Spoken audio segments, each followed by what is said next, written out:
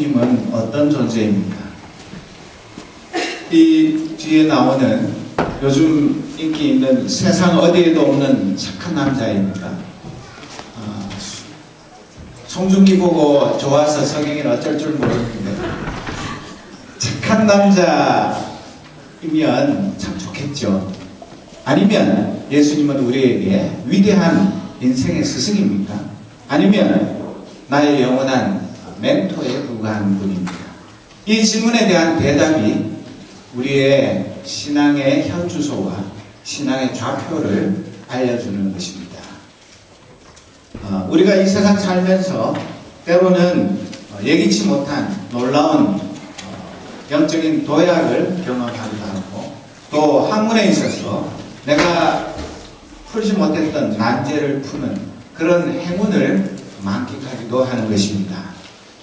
그래서 그것을 우리가 신앙적으로는 중생의 체험이라고 부르기도 하고, 또 이 세상 사람들은 개안의 경험이다, 또는 불교에서는 오도라든지 득도, 그런 식으로 표현하기도 합니다. 그 과정과 내용은 조금씩 달라도 우리가 소원하는 것은 늘 쳇바퀴 돌듯이 변함없는, 아무런 진보가 없는 그런 게으른 삶이 아니라 우리의 삶에서 때로는 예기치 못한 그런 놀라운 도약과 진보를 꿈꾸며 살아갑니다. 그것을 요즘에는 뭐라고 말합니까? 흔히 말할 때 티핑 포인트라고 말합니다. 티핑 포인트란 말은 다양하게 사용되기 때문에 한 가지로 정의하기는 어려운 그런 용어입니다. 그러나 유행에 출연, 알려지지 않던 책이 갑자기 베스트셀러가 되는 극적인 전환 등 예기치 못한 일들이 한순간에 폭발하는 세계, 그리고 불가능이 현실로 점화하는 바로 그런 것을 티핑 포인트라고 말합니다.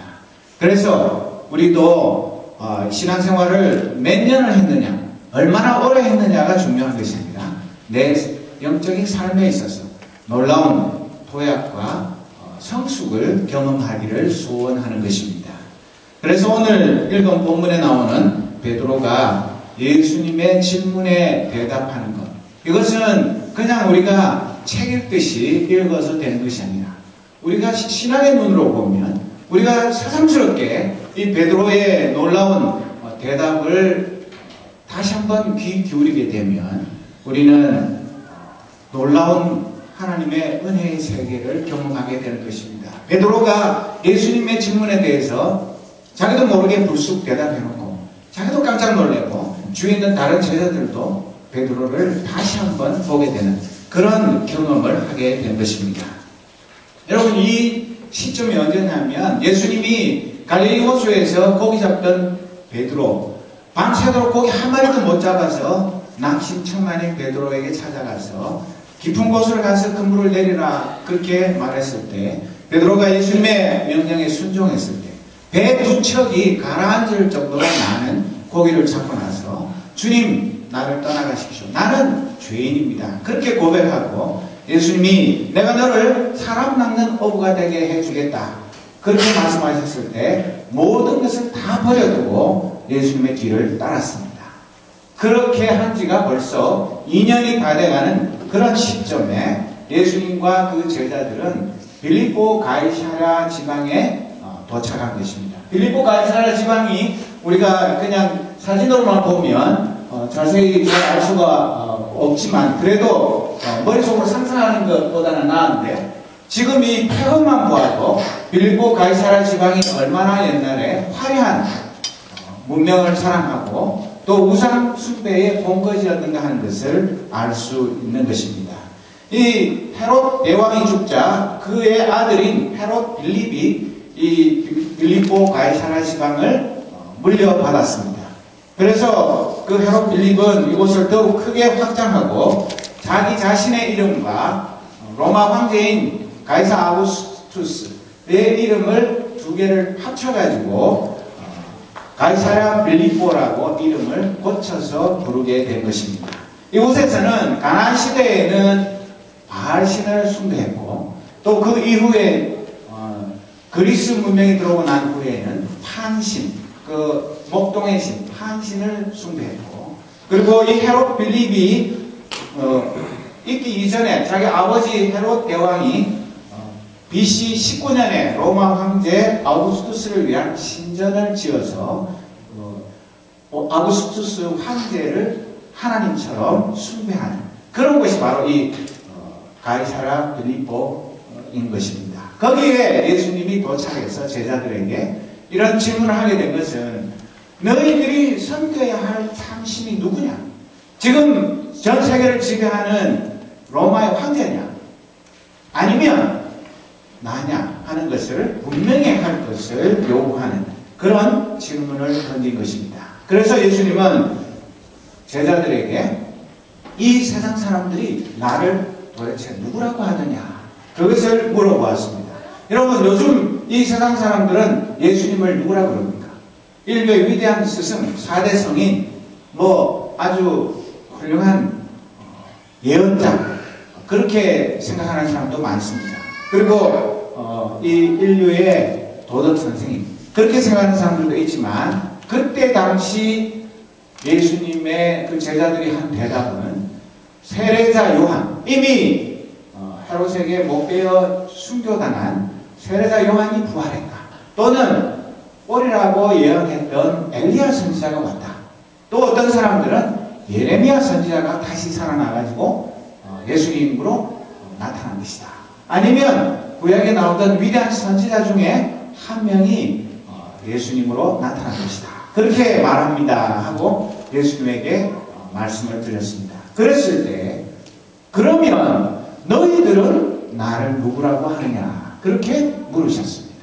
여러분, 제자들이 이 질문을 받았을 때 아마도 엄청나게 당황했을 것입니다. 아니, 세상 사람들이 물어보는 거 예수님이 어떤 사람이냐고 이야기하는 그런 여론은 우리가 잘 말씀드렸는데 우리 보고 우리가 제자들인데 가정도 직업도 모든 것 다 포기하고 예수님과 함께 먹고 자고 예수님의 제자로서 전도 훈련을 받고 천국 복음을 듣고 배우고 또 예수님이 파송해서 이스라엘의 마을을 다니면서 복음을 전하고 병자를 고치고 귀신을 쫓아내고 그렇게 한 세월이 2년이 다 돼가는데 예수님이 우리 보고 너희는 나를 누구라고 생각하느냐 그렇게 물으셨을 때 엄청나게 당황했을 것입니다. 아니 그걸 갑자기 우리 보고 물어보면 우리가 뭐라고 대답해야 하나? 여러분 어떻게 생각하십니까?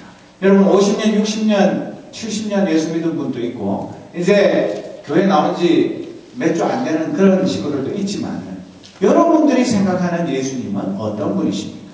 이것이 참 중요한 질문인 것입니다. 이 질문은 예수님이 그때 당시 제자들에게만 하신 질문이 아니라 오고 오는 시대의 모든 하나님의 백성들에게 너희는 나를 누구라고 생각하느냐고 끊임없이 물어보시는 것입니다.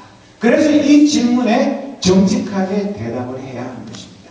그저 위대한 선생님, 철학자, 종교가 그렇게 대답하는 것 가지고는 아무것도 예수님과의 깊은 영적인 교제가 이루어질 수가 없는 것입니다. 심지어 이 세상에 태어나기도 전에 자기 아버지가 예루살렘 성전에서 제사를 드릴 때에 천사가 나타나서 아들을 낳을 것이니까 그 이름을 요한이라고 해라. 그렇게 해서 예수님의 앞길을 닦기 위해서 이 세상에 왔던 세례자 요한, 그도 예수님의 정체에 대해서 회의를 가지고 자기가 직접 물로 예수님을 세례를 주었고 그 세례를 베풀 때 하늘에서 성령이 비둘기같이 예수님 위에 임하는 것을 보았으면서도 이 세례자 요한이 헤롯의 잘못된 것을 비판했다가 감옥에 갇혀 있으면서 예수님에게 자기 제자를 보내서 물었습니다. 오신다고 했던 분, 곧 메시아가 바로 당신입니까? 아니면 당신이 아니고 다른 진짜 메시아를 기다려야 합니까? 그렇게 물어볼 정도로 예수님에 대해서 이 세례자 요한도 이 물음표를 가지고 있었습니다. 여러분들 예수님에 대해서 예수님이 도대체 누구신가 하고 물음표를 가지는 사람은 해답을 찾을 수가 있습니다. 그러나 습관적으로 믿고 그냥 교회에 다니고 그냥 예수님 하나님의 아들이래. 그냥 인류를 위해서 구주로 왔대. 그렇게 남의 얘기하듯이 들은 풍을로만 얘기하는 사람은 예수님하고 아무 상관이 없는 사람들인 것입니다. 그래서 이 예수님께서 제자들에게 물어보신 이 질문은 늦은 것이 아니라 가장 적절한 때 꼭 필요한 질문을 제자들에게 던진 것입니다. 이때에 다른 제자들은 당황해서 뭐라고 대답을 해야 좋을지 망설이고 있을 때에 베드로가 선뜻 뭐라고 대답했습니까? 주님은 그리스도시며 살아계신 하나님의 아들이십니다. 여러분, 너무나 짧은 이야기죠. 딱 두 가지로 예수님을 정의를 했습니다. 예수님은 그리스도십니다. 그리스도가 무엇입니까? 그리스도는 기름 부음을 받은 자, 곧 메시아, 인류를 구원하기 위해서 이 땅에 보냄을 받은 구세주다, 그런 뜻이고, 살아계신 하나님의 아들이다. 그것은 하나님이 지금도 살아계셔서 이 우주 만물을 통치하고 계시는데 그분의 아들이 사람의 몸을 입고 이 땅에 오셔서 우리 인류를 구원하는 그런 사명을 감당하기 위한 분입니다. 그런 신앙 고백을 한 것입니다. 여러분, 이 고백이 하루아침에 우연히 이루어진 것이 아닙니다. 베드로는 예수님의 말씀 듣고 그물을 던졌을 때에 그가 상상치도 못했던 엄청난 고기를 잡으면서 이분이 내가 상상한 것보다 훨씬 위대한 분이라는 것을 직감적으로 알았습니다. 그래서 예수님의 뒤를 따랐습니다. 그러면서 이 질문이 있기 전에 오병이어의 기적, 그 보리빵 5개하고 쬐그만한 물고기 2마리, 그거 가지고 남자 어른만 5,000명이 넘어 먹는 그런 엄청난 기적을 경험했습니다. 그리고 예수님이 그 풍랑이는 바다 위를 제자들이 진땀을 빼면서 배를 저어가고 있을 때, 새벽 한밤중에 물 위로 걸어오실 때 유령인 줄 알고 기절초풍했다. 내니 두려워 말라. 그리고 베드로는 진짜 예수님이면 나를 물 위로 걸어오라고 하십시오. 그래서 그 물 위로 걸어보기도 했던 사람입니다. 그런 많은 경험을 가지고 있었지만, 그래서 그 배 위에 주님이 올라오셔서 그 풍랑을 꾸짖었을 때에 풍랑이 예수님의 말 한마디로 잔잔해졌고, 그때에 그들은 주님은 분명히 하나님의 아들이십니다, 그렇게 고백하고 경배했지만, 그러나 그것 가지고는 예수님이 어떤 분인지를 정확하게 알지 못한 것입니다. 그래서 이 예수님께서 자기가 어떤 분인지를 제자들이 얼마만큼 정확하게 이해하고 있는지, 그리고 그들이 이 세상 사람들이 예수님에 대해서 하는 그런 이야기 수준에 머물러서는 결코 제자가 될 수 없기 때문에 이 중요한 질문을 던진 것입니다. 이것은 소크라테스가 썼다고 하는 문답법, 삼파술, 그런 식으로 제자들을 깨우치기 위해서 이런 질문을 던진 그런 단순한 교육적인 테크닉이 아닌 것입니다. 이 제자들이 이 순간에 예수님에 대한 올바른 인식을 가지고 영적으로 도약을 해야 될 그런 상황에 이르렀기 때문에 예수님께서 제자들에게 이 질문을 던지신 것입니다. 그런데 왜 베드로가 이런 놀라운 신앙 고백을 했을까요? 베드로가 수제자라서, 베드로가 다른 제자들보다 더 똑똑해서, 더 영적으로 뛰어나서 이런 대답을 했을까요? 여러분들 왜 하필이면 다른 제자들 놔두고 더 똑똑하고 많이 배우고 유식한 제자들도 있었는데 베드로가 예수님의 질문에 이런 놀라운 대답을 했는지 그 이유를 생각해 보셨습니까? 그것은 성경에 보면 분명히 예수님께서는 그 베드로의 고백을 아주 칭찬하시면서 내가 정말 복되다 그렇게 말씀하시고 난 다음에 뭐라고 말씀하십니까? 내 혈육이 이것을 내게 알려준 것이 아니라 하늘에 계신 내 아버지께서 알려주신 것이다. 네가 뭐 IQ가 높고 공부를 많이 하고 열심히 기도해서 그렇게 된 것이 아니라 하나님께서 가르쳐 주셨다. 그렇게 말씀하신 것입니다. 메시지 신약은 너의 그 대답은 책이나 교사들한테서 나온 것이 아니다. 하늘에 계신 내 아버지 하나님께서 친히 내게 참으로 내가 누구인지 그 비밀을 알려주었다. 그렇게 말씀하고 있는 것입니다. 그러니까 이게 무슨 말입니까? 베드로의 어떤 영적인 탁월함, 그런 것 때문에 예수님의 정체에 대해서 올바른 신앙 고백을 한 것이 아니라 하나님께서 은혜를 베푸셔서 베드로가 예수님이 어떤 분인지를 바르게 알게 해주셨다. 그렇게 말하고 있는 것입니다.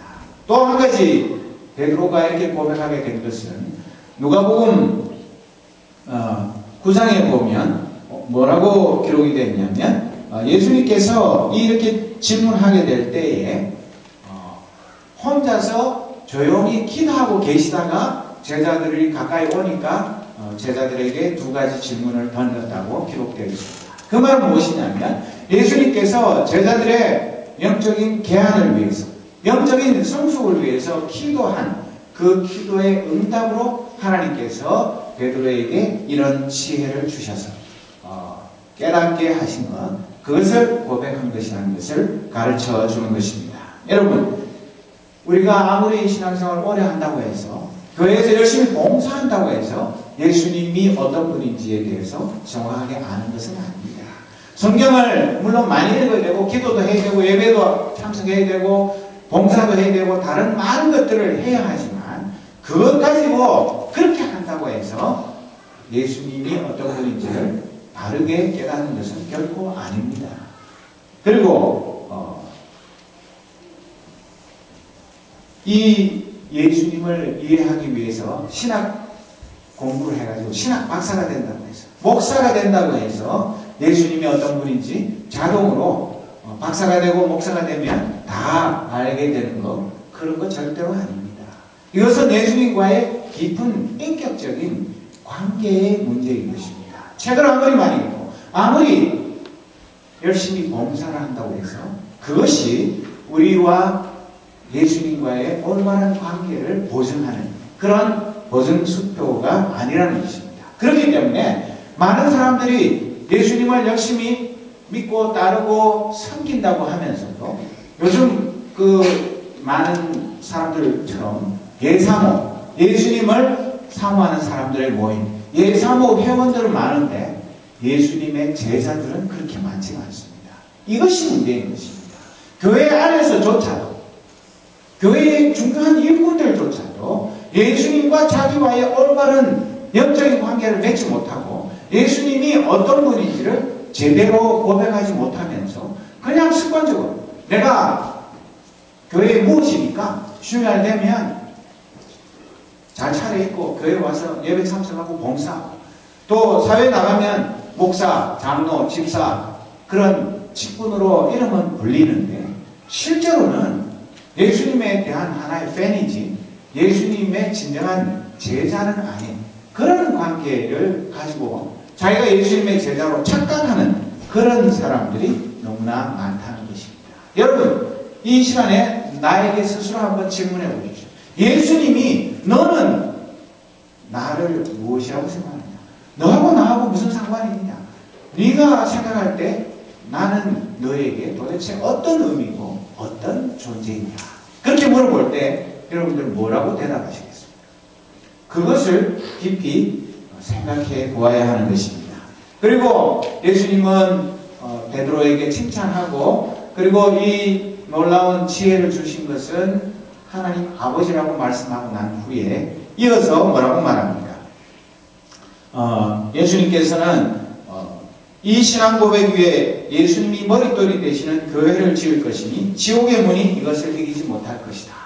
음부의 권세가 이것을 이기지 못한다. 이 베드로의 놀라운 신앙 고백 그 위에다가 하나님의 교회를 짓는데 그 교회는 이 세상의 지옥의 권세, 사탄의 권세가 결단코 넘보지 못하도록 하나님께서 지켜주실 것이다. 그렇게 말씀하신 것입니다. 그러면서 이어서 내가 너에게 하늘나라의 그 열쇠를 주겠다. 이것을 가톨릭에서는 오해해가지고 베드로가 초대 교황이다. 봐라, 하나님께서 이 베드로에게 하늘 문을 여는 열쇠를 주셨기 베드로 지금도 로마의 베드로 성당에 가면 베드로 조각상에 보면 열쇠를 가지고 있습니다. 그것이 예수님 말씀하신 천문을 여는 열쇠다.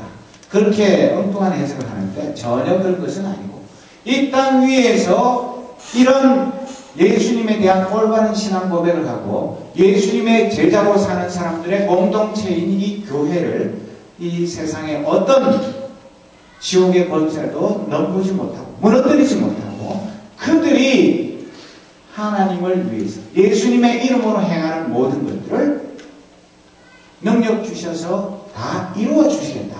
그런 뜻으로 이 말씀을 하신 것입니다. 그런데도 아직도 가톨릭에서는 그런 엉터리 해석을 하면서 베드로가 초대 교황이라고 말을 하지만 이 말씀이 의미하는 것은 전혀 그런 것이 아닙니다. 그리고 이 베드로의 고백 때문에 베드로는 주님에게 아마 자기가 제자가 되고 난 후에 최고의 칭찬을 들었습니다. 너무너무 기분이 좋았습니다. 다른 제자들 앞에서 어깨에 힘이 들어가고 이야 봐라 내가 뭐 폼으로 수제자냐 나만큼 이렇게 주님께 칭찬받는 제자가 누구냐 우쭐했을 것입니다. 그러나 이어진 예수님의 십자가 고난 예고를 듣고 그가 주님 그러시면 안 됩니다. 십자가 지고 돌아가신다니 그게 무슨 말씀입니까? 절대로 안 됩니다. 그렇게 주님의 십자가 그 고난을 말렸다가 사탄아 내 뒤로 물러가라 그런 엄청난 부중을 들은 사람이 바로 이 베드로입니다. 왜 베드로가 그런 엄청난 신앙 고백을 하고 나서 돌아서기가 무섭게 또 우리 예수님에게 무시무시한 책망을 듣게 된 것입니다. 그러면 이 신앙 고백하고 뒤에 부중 들은 베드로하고는 전혀 다른 사람입니까? 그렇지가 않습니다. 그것은 신앙 고백은 잘했지만 말에 그칠 뿐이지 삶을 통해서 그 신앙 고백이 된 것은 아니기 때문에 이제 영적인 도약의 첫걸음을 디딘 것 뿐이지 그 신앙 고백대로 베드로가 성숙한 신앙 인격으로 살았던 것은 아니기 때문에 그의 연약함을 그대로 드러내게 된 것입니다. 여러분 저는 나훈아의 사랑이나 안치환의 내가 만일이라는 노래를 좋아하고 기회가 되면 한 번씩 부릅니다. 아무리 내가 어떤 사랑하는 사람에게 그런 사랑의 노래를 부르고 이렇게 또 사랑을 받아들여서 서로 사랑하는 관계가 된다 할지라도 그것은 사랑의 첫걸음이지 사랑의 완성이 아니지 않습니까? 그와 마찬가지로 우리가 베드로와 같은 이런 예수님에게 극찬을 받는 신앙 고백을 하는 것 그것이 전부가 아니라는 것입니다. 그것은 우리가 예수님이 어떤 분인지를 잘 모르고 열심히 예수님의 뒤를 따르다가 예수님이 어떤 분인지를 바르게 깨닫고 난 그런 놀라운 개안의 순간에 드리는 신앙 고백이지 그것이 우리의 신앙의 완성은 결코 아닌 것을 우리는 기억해야 합니다. 여러분 나에게 다시 한번 예수님은 어떤 존재입니까? 내가 외로울 때 친구 되어주는 그런 사람입니까? 아니면 병 들었을 때 내 병 좀 고쳐주십시오 그러면 병 고쳐주는 의사에 불과합니까? 아니면 내가 내 힘으로 해결할 수 없는 사건이 터졌을 때 우리 예수님께 부탁하면 예수님이 내 그 부탁을 해결해주는 해결사입니까?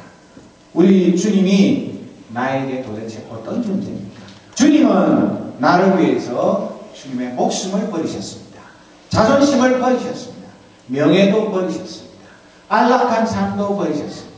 하나님의 보좌에서 우주 만물을 통치하는 그 영광스러운 자리조차 다 포기하셨습니다. 그리고 이 땅에 오셔서 나보다 더 가난하고 헐벗고 굶주리면서 수많은 오해와 박해를 받으면서 마침내 십자가에서 비참한 죽음을 죽으시기까지 나를 사랑하신 분이십니다. 그런데 나는 도대체 그분을 어떻게 대접하고 그분을 어떻게 받아들이며 살아가고 있습니까? 311장 찬송 내 너를 위하여 이 찬송가에 보면 널 위해 몸을 주건만 너 무엇 주느냐. 우리 주님은 나를 위해서 몸을 주셨는데 나는 주님께 무엇을 드리냐는 것입니다. 그리고 주님의 몸을 십자가에서 희생했건만 나는 무엇을 하고 있느냐. 주님은 이 땅에서 십자가를 향해서 점점 더 낮은 곳으로 달려가셨는데 내가 추구하는 삶이 도대체 무엇이냐는 것입니다. 그리고 내 죄를 대신해서 다 씻어주셨는데 너는 무엇을 하며 살아가느냐, 너의 인생의 목적이 무엇이냐, 그런 것을 찬송하고 있는 것입니다. 여러분, 한번 놀라운 신앙 고백을 했다, 베드로 흉내를 내었다고 해서 우리의 신앙이 갑자기 엄청난 영적인 도약을 하는 것은 아닙니다. 정말 우리가 이 시간에 다시 한번 물어봐야 할 것은, 과연 예수님이 나의 주인이십니까? 나의 왕이십니까? 내가 그분의 신하라면 내 마음대로 살고 그런 것이 아니라 그 주인의 뜻대로, 그 왕의 뜻대로 살아야 마땅한데 나는 그 주님을 어떻게 섬기며 살아갑니까? 그리고 내가 주님의 소유입니까? 주님이 나의 소유입니까? 그 관계를 분명히 해야 하는 것입니다. 그리고 예수님이 나의 유일한 구원자이십니까? 아니면 수많은 이 세상의 위대한 스승들 중에 한 사람에 불과한 것입니다. 그분이 내 대신 죽으심으로 내가 구원을 얻고 영생을 얻은 것이 확실합니까? 아니면 그럴 것이다 막연하게 상상하고 있는 것입니까? 하나님은 그저 이 세상의 많은 신 중에 한 분이십니까? 아니면 우주 만물을 창조하시고 지금도 다스리고 계시는 전능하신 하나님이십니까? 아까 우리가 부른 찬송처럼 전능하신 주 나의 하나님은 능치 못한 일이 전혀 없는데 내가 그 능치 못함이 전혀 없는 그 하나님의 아들로서, 딸로서 자부심을 가지고 그 아버지의 능력을 덧입어서 살아가고 있습니까? 아니면 거지처럼 그저 허덕거리면서 하루하루 연명해가는 그런 비참한 존재로 살아가고 있습니다. 예수님은 진정 그런 전능하신 하나님의 유일하신 독생자로서 이 땅에 사람의 몸 입고 오셔서 나를 구원하기 위해 자기 전부를 주신 그런 그리스도가 맞으십니다.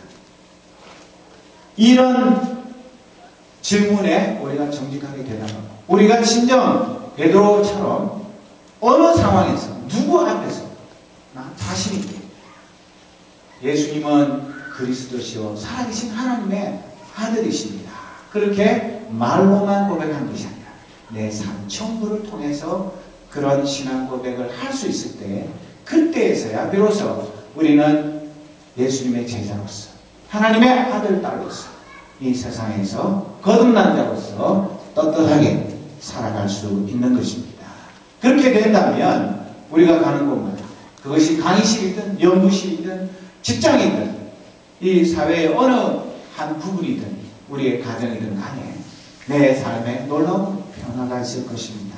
그저 막연한 그런 예수님과 나와의 관계가 아니라 예수님이 없으면 나도 예수님이 꿈꾸는 것이 내 꿈이 되는, 예수님이 행하시는 것이 내 삶의 목표가 되는 그런 삶으로 변화되기 위해서는 이런 분명한 신앙 고백이 있지 않고는 우리는 결단코 예수님과 아무 관계가 없는, 예수님 나중에 최후의 심판하러 오셨을 때 나는 너를 알지 못한다고 말해도 아무 할 말이 없는 그런 불쌍한 존재로 살아가게 될 것입니다. 나중에 베드로는 오순절 성령 충만을 받은 후에 오순절을 지키러 수십만 명이 예루살렘에 몰려들었을 때 그 많은 사람들 앞에서 옛날에는 문 걸어 잠그고 내가 예수의 제자라는 것 들킬까봐 노심초사하고 또 그 계집종이 너 예수하고 한패지 그랬을 때 절대 아니라고 3번이나 부인했던 그 걱정이 베드로가 뭐라고 설교를 했습니까? 그러므로 모든 이스라엘 백성들이 분명히 알아야 할 것이 있습니다. 여러분이 십자가에 못 박은 이 예수님을 하나님께서는 주와 그리스도가 되게 하셨다는 사실입니다.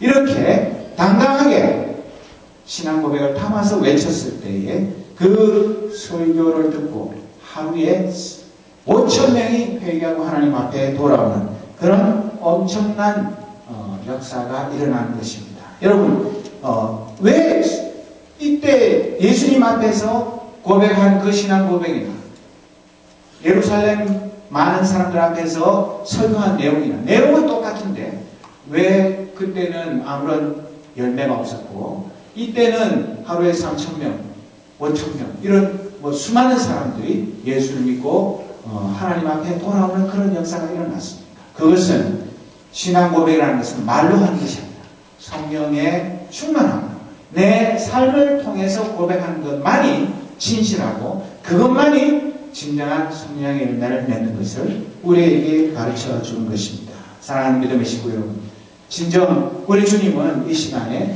우리 한 사람 한 사람에게 물어보고 계십니다. 내가 도대체 너에게 무슨 존재냐? 너는 나를 누구라고 생각하느냐?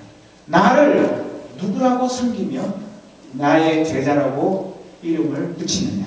그것을 물어보고 계시는 것입니다. 이것은 우리를 부끄럽게 하기 위해서, 우리를 창피하게 하기 위해서, 우리를 비난하기 위해서 물어보시는 것이 아니라 우리의 신앙을 끌어올리기 위해서, 우리가 정말 영적인 티핑 포인트를 맞이해서 진정으로 주님이 어떤 분인지 눈이 활짝 뜨이고 그분을 바르게 고백하고 그분의 제자로 거듭난 삶을 살아가도록 하기 위해서 물어보시는 사랑의 질문입니다.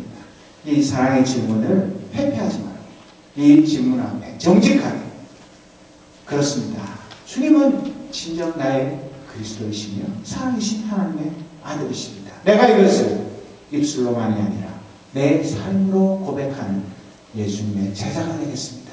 그렇게 다짐하고 고백하는 저와 여러분이 되어서 우리의 삶 속에 영적인 성숙이 있고 또 많은 성령의 열매가 맺히는 예수 그리스도의 진실한 제자로 살아가는 우리 모두가 되시기를 주님의 이름으로 축원합니다. 기도하겠습니다.